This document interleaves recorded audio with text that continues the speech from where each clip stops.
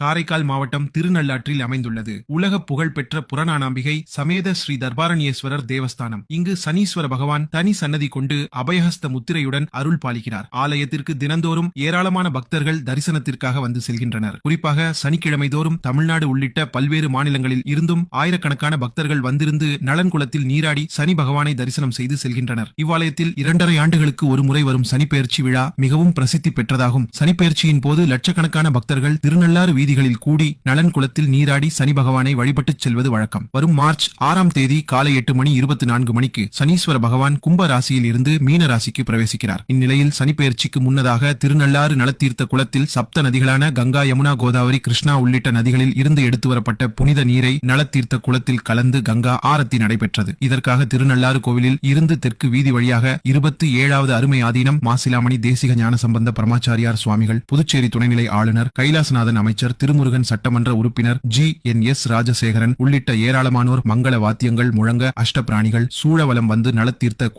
கரையில் மகா கங்கா ஆரத்தி நிகழ்ச்சி நடைபெற்றது. ஒரே நேரத்தில் 7 நதிகளுக்கும் மகா தீபாராதனை காண்பிக்கப்பட்டது.